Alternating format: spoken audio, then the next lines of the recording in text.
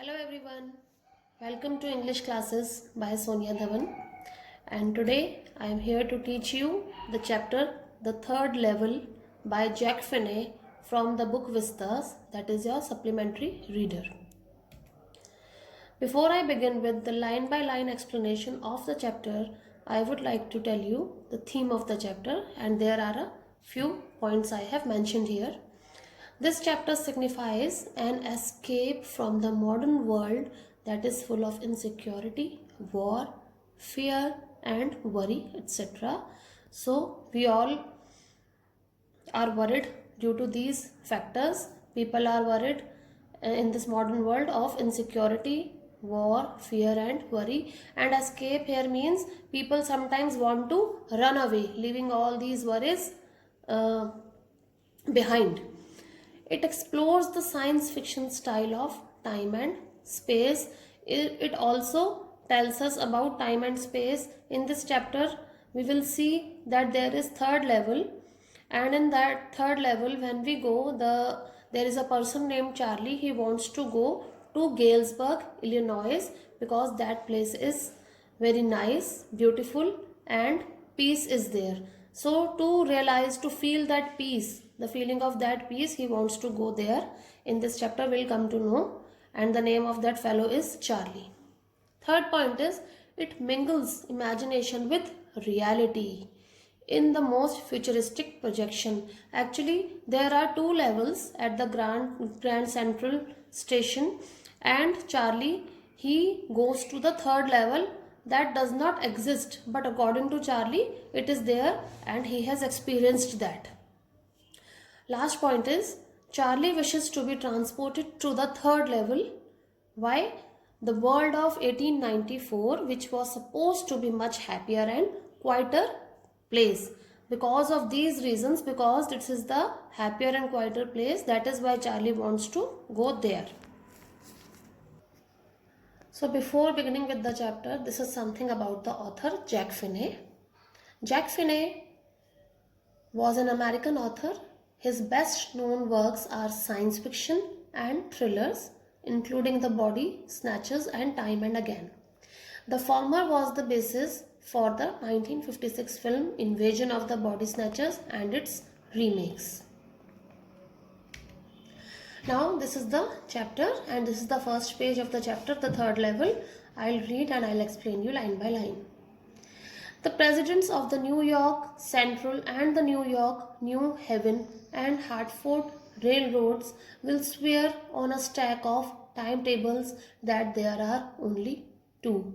So the presidents of all these places, New York Central and New York, New Haven and Hartford railroads, they will swear. Swear means they can take an oath, they can take promise on a stack of timetables. Stack means pile of timetables, and timetables are of rails, railway, that there are only two. So this only two refers to only two levels, that is the first level and the second level.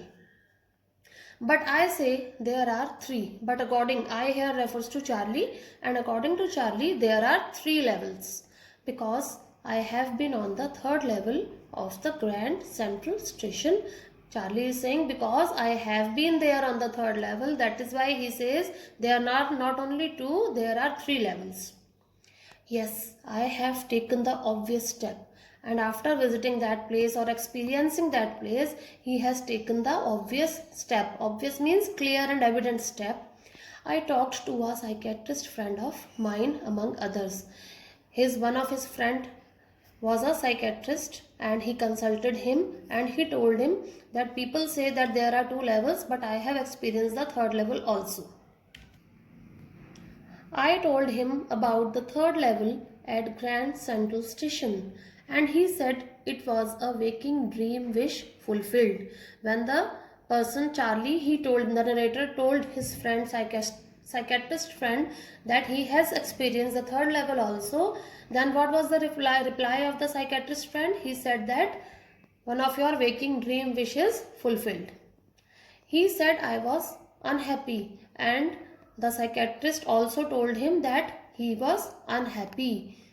That made my wife kind of mad, and when his wife listened to this, then she became crazy, because when she thought that her husband has become unhappy. Why he is unhappy? She was considering this thing, why my husband is unhappy and he is talking about all these rubbish things, because everyone knows that there are only 2 levels and her husband is talking about the 3rd level. But he explained that he meant the modern world is full of insecurity, fear, war, worry, and all the rest of it, and that I just want to escape. Then the psychiatrist told that this modern world is full of insecurity, fear, war, worry, and all the rest of it, and that is why the narrator Charlie, he just wanted to run away, leaving these things behind. That is why he is talking about this 3rd level. Well, who doesn't? And who is there who will not want to leave all these things and enjoy life happily? Everybody I know wants to escape, and yes, it is the truth. But they don't wander down into any 3rd level at Grand Central Station.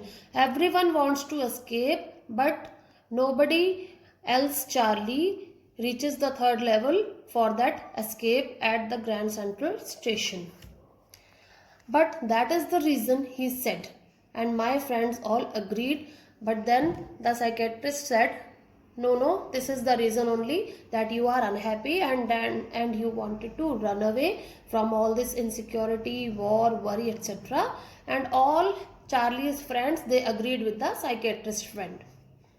Everything points to it, and there are certain evidences that proves that Charlie wanted to take an escape. They claimed, my stamp collecting, for example, that's a temporary refuge from reality. And then Charlie is saying his hobby is collecting stamp.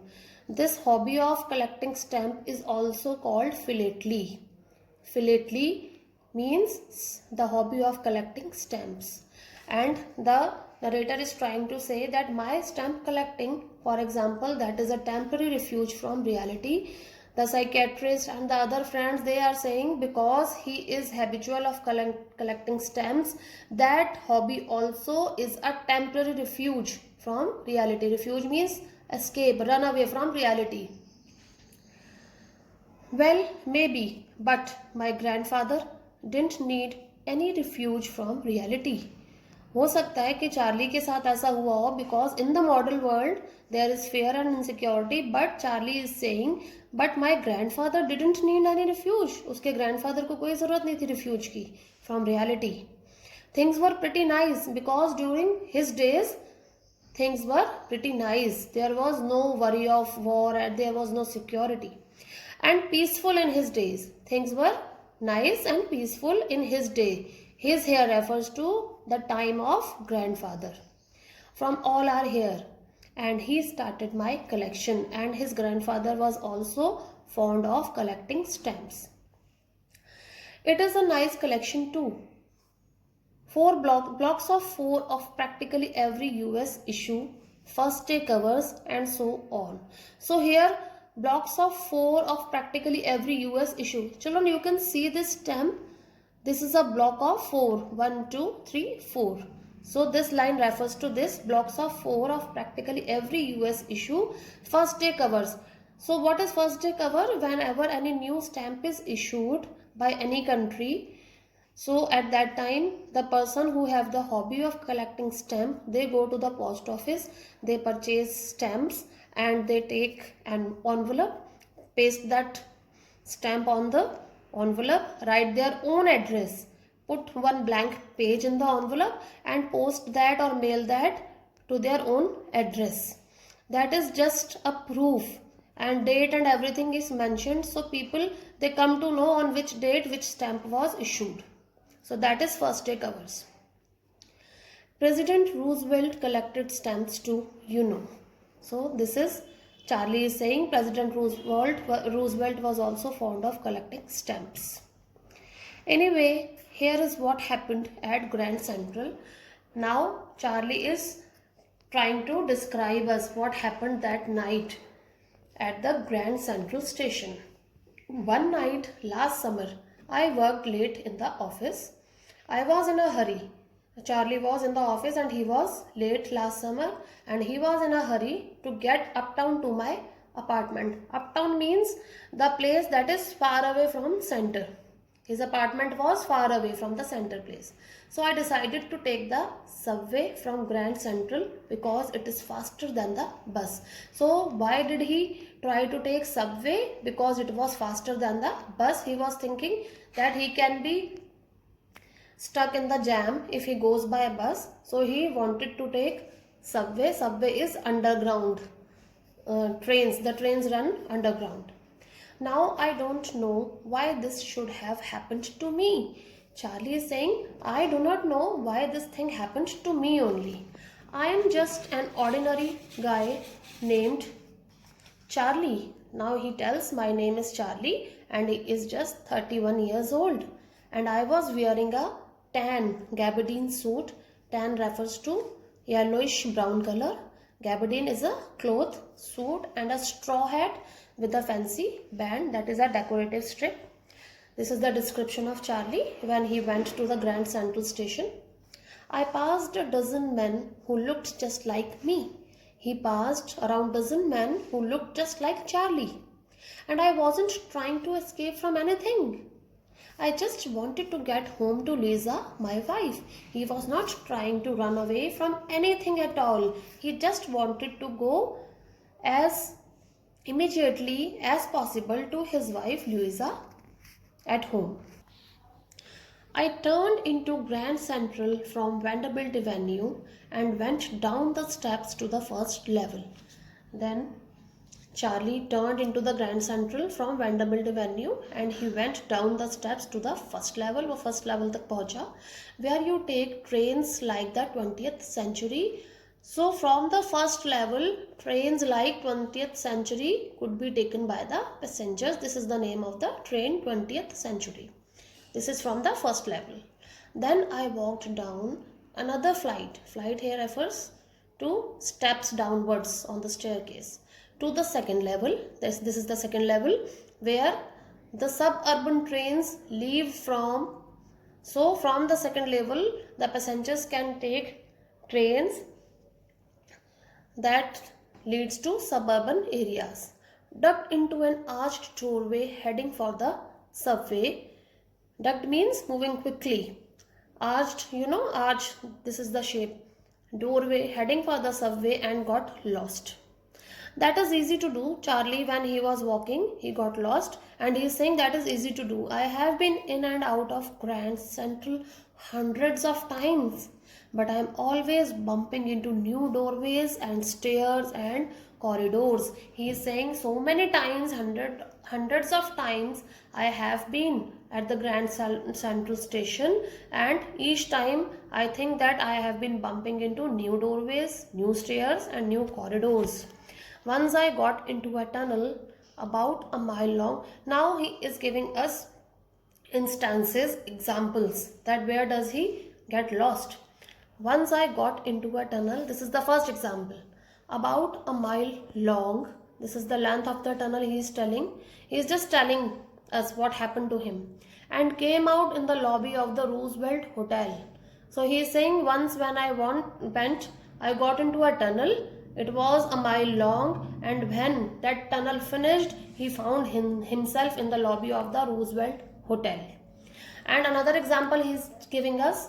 Another time I came up in an office building on 46th Street, 3 blocks away.